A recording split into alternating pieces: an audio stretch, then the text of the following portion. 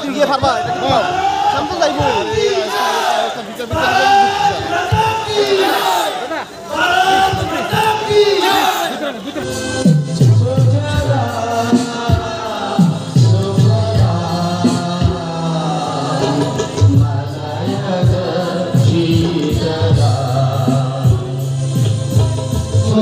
আমাদের মধ্যে উপস্থিত হয়েছেন পশ্চিমবঙ্গের চেরাগঞ্জ শাসিত জেলা পরিষদ মনোনীত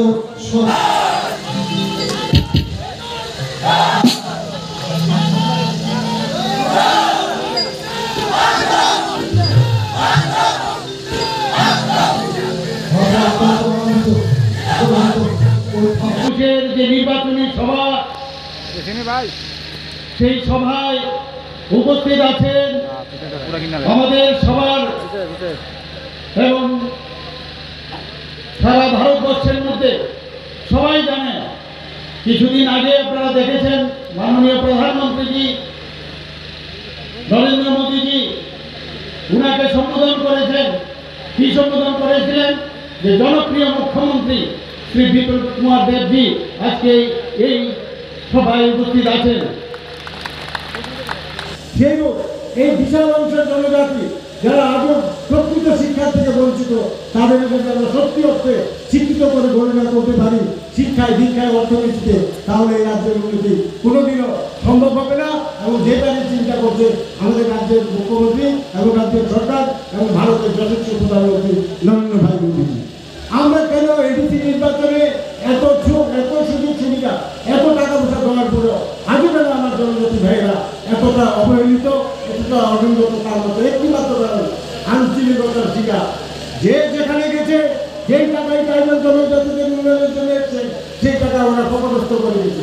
কি সিপিএম, কি টিএডিএস, কি আইএনপিটি, কি টিএমডি, যার কথাই বলে গেছে রাজ্যের উন্নয়নের জন্য এই নিরীহ মানুষের জন্য যে টাকাগুলি আছে দীর্ঘদিন ধরে এগুলি লুটপাট করে থাকে। তার এই পরিপ্রেক্ষিতে আজকের যে নির্বাচন, আমি বিশেষ করে এই ভূমন্ত্রী ডিস্ট্রিক্টের 6টা নির্বাচন আমি মাননীয় মুখ্যমন্ত্রীকে গ্যারান্টি দিয়ে বলতে পারি একটি সিটও কেউ পাবে না। আমরা অবশ্যই রাজ্যের মুখ্যমন্ত্রীকে আমরা উপহার দেব।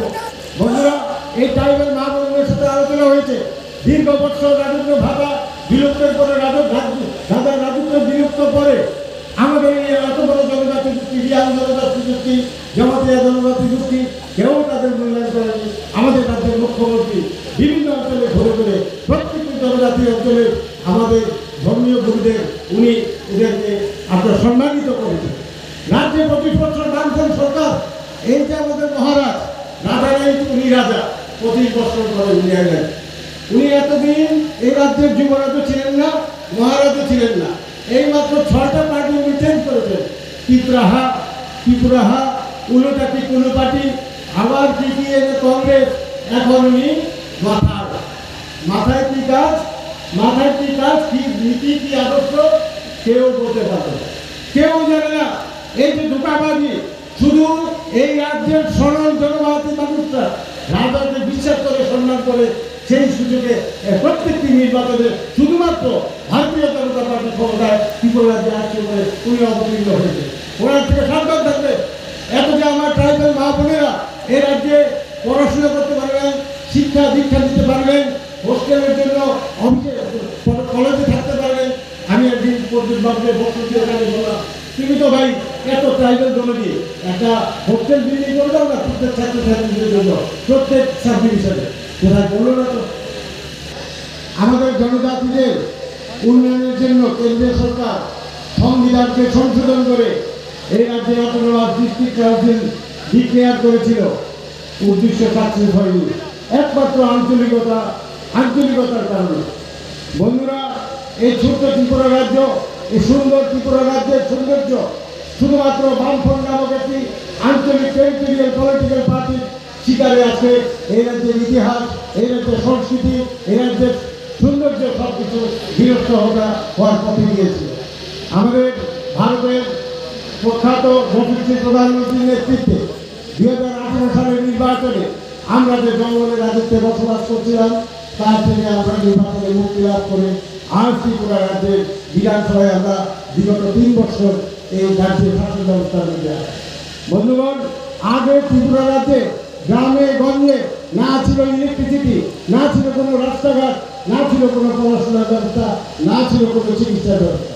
আমার এই 3 বছরের শাসনে রাজ্যের মুখ্যমন্ত্রীর নেতৃত্বে স্বল্প পরিসরে আমরা যতটুকু পেরেছি গ্রামে গঞ্জে মানুষের বাড়িতে জলের ব্যবস্থা করেছি, বিদ্যুতের ব্যবস্থা করেছি, রাস্তাঘাট সংস্কার করেছি। সব কিছু আমরা এই শুধুমাত্র এই পিছিয়ে পড়া জাতিদের উন্নয়নের জন্য আমরা করেছি। এই অভিনন্দন মুখ্যমন্ত্রীকে আপনারা জ্ঞাপন করেছেন, এটা ইতিহাসের কথা সংগ্রহ করে লেখা থাকবে। আজকে যে জোশ দেখিয়েছেন সেটা আগামী 6 তারিখ অবধি আমরা সুস্থভাবে পালন করবো। 23-এর নির্বাচনকে সামনে রেখে আমরা এই নির্বাচনকে 6 তারিখে সমাপ্ত করবো। এই প্রতিজ্ঞা আপনারা সবাই এই সময় থেকে নেবেন বলে আমি আপনাদের কাছে অনুরোধ করছি এবং আশা করছি তারা করবেন। সবাইকে ধন্যবাদ, সবাইকে নমস্কার, ভালো থাকবেন। বন্ধুরা, এই সরকার আসার পর যাদের টিনের ঘর রয়েছে, প্রধানমন্ত্রী আবাস যোজনার নিয়ম আছে, যদি টিনের ছাদ হয়,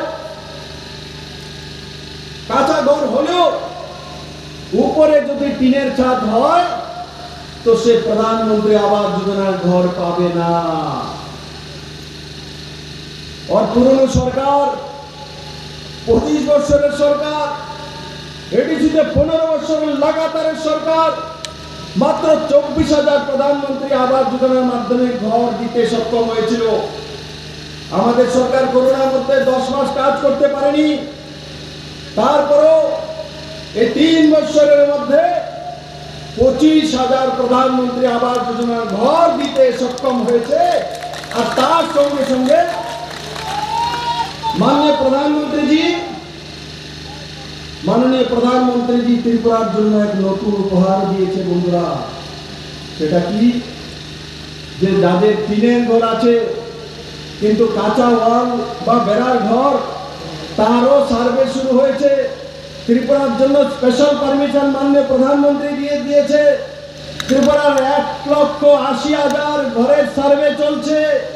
কমসে কম 70,000 আরো প্রধানমন্ত্রী আবাস যোজনার ঘর, যাদের টিনের ঘর। আমরা কোনো জাত দেখবো না, কোনো পন্থা দেখবো না, না কোনো পার্টি দেখবো, প্রত্যেকের ঘর পাকা বাড়ি তৈরি করে দেবে নরেন্দ্র ভাই মোদী। ত্রিপুরাকে টিকিয়ে দিতে হোক আর সমতল ভূমিতে। তার জন্য যোজনা কি করেছিলেন? কতটা ঘরে জলের ব্যবস্থা করেছেন, কতটা রোড করেছেন, বেছে বেছে এডিসি এরিয়াতে যে রাস্তাগুলো প্রধানমন্ত্রী গ্রাম সড়ক যোজনা রোড হোক, রুরাল ডেভেলপমেন্টের মাধ্যমে রোড হোক, পিডব্লিউডি রোড হোক, বিগত 15 বছর যাবৎ এই রোডগুলি, এই রাস্তাগুলি সঠিকভাবে নির্মাণই করা হয়নি।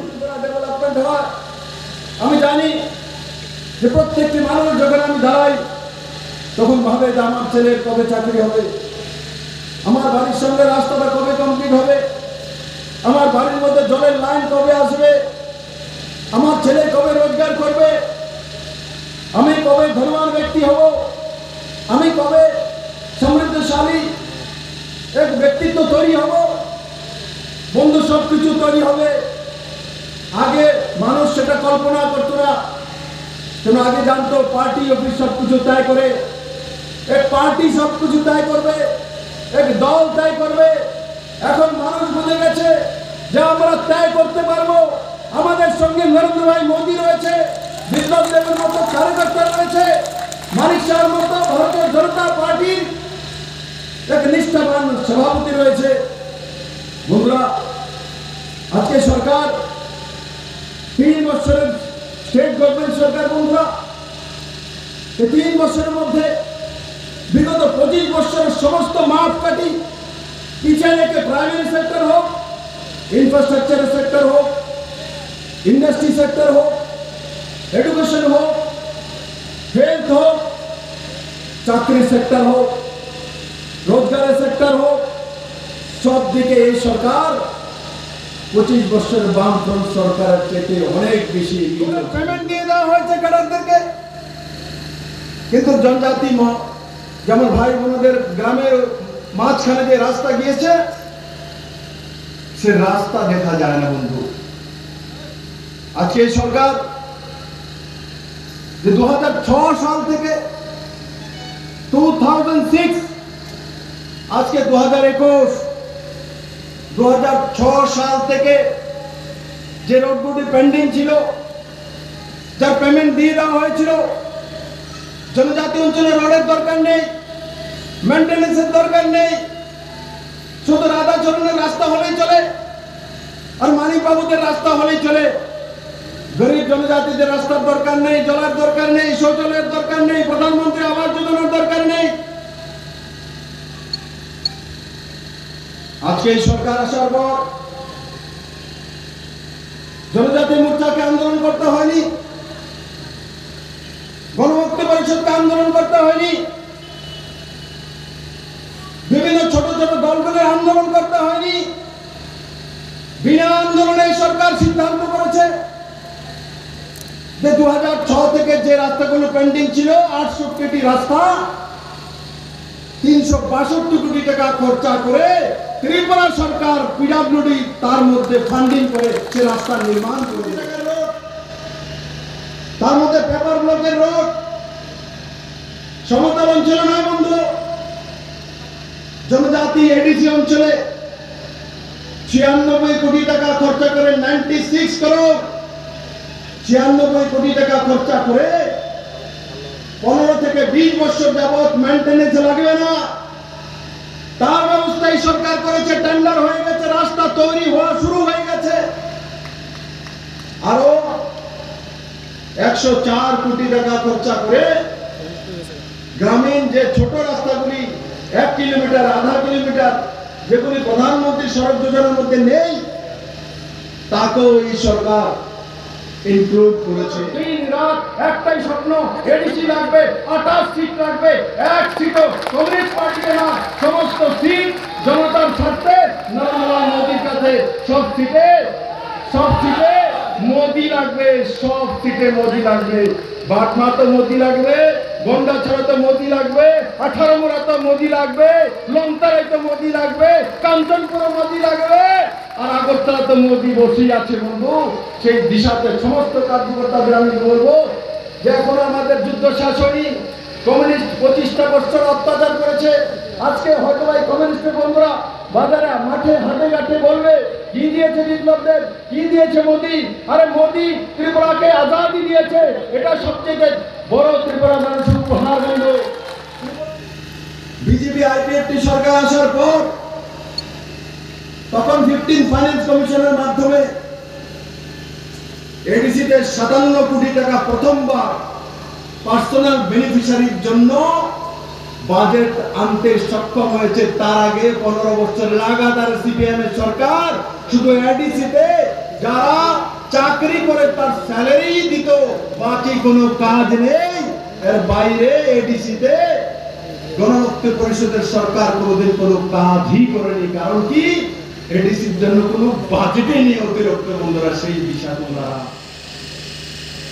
কিন্তু এবার নির্বাচনে ভারতীয় জনতা পার্টি और आईपीएफटी सरकार একযোগে নরেন্দ্র ভাই মোদীর নেতৃত্বে এডিসি কে ঢেলে সাজানোর জন্য এই নির্বাচনে ব্রতী হয়েছে বন্ধুরা। বিগত 15 বছর যাবত এডিসিতে কার সরকার ছিল? এই কমিউনিস্ট পার্টি সরকার ছিল। যেমন 25 বছর লাগাতার ত্রিপুরাতে সরকার ছিল, তেমনি টিটিএডিসি তো 15 বছর লাগাতার তাদের সরকার ছিল। এবং নতুন এডিসি তৈরি করতে হবে। আমরা এডিসিকে সাজাবো, জনজাতি উন্নয়ন করব, আমরা সেই সাথে কাজ শুরু করেছি, বড় বড় নাম হাতায় পতর রেখেছি। আমরা টিটিএডিসি কে ঘেরে সাজানোর জন্য 8,000 কোটি টাকার প্রকল্প কেন্দ্র সরকারের কাছে পাঠিয়েছি। আমরা জনজাতিদের উন্নয়নের জন্য, সম্মানের জন্য সমাজপতিদেরকে চিহ্নিত করে পুরস্কৃত করেছি। তাদেরকে মাসিক ভাতার অনারির ব্যবস্থা করেছি। তাদেরকে ত্রিপুরা সরকার চিহ্নিত করে সম্মান করেছে। এই কমিউনিস্টের দল সমস্ত জনজাতিদের আত্মপরিচয়, তাদের কৃষ্টি সংস্কৃতিকে ধ্বংস করার জন্য সবটাইকে কমরেডের নামে ভূষিত করতো। আজকে জমাতিয়া হদা এক সম্মানের জায়গায় পৌঁছে গেছে। প্রতি 5 বছরে নির্বাচন আসে। এবারও টিটিএডিসিতে নির্বাচন হতে চলছে। আগের নির্বাচন আর এই নির্বাচনের মধ্যে কিছু তফাৎ রয়েছে। আগের নির্বাচনগুলিতে কখনোই দেখা যায়নি যে মূল যে ন্যাশনাল পার্টি ওনারা কোনোদিনই টিটিএডিসিতে পরিশ্রম করার জন্য প্রস্তুত ছিলেন না। মুষ্টিবন্ধ আর তার জন্য মুষ্টিবন্ধ করতে হবে যাতে মাঝখানে সিপিএম না ঢুকতে পারে। বন্ধ একদম। বলুন ভারত মাতা কি, ভারত মাতা কি, নরেন্দ্র ভাই মোদি কি, নরেন্দ্র ভাই মোদি কি, নड्डा जी की। বন্দে বন্দে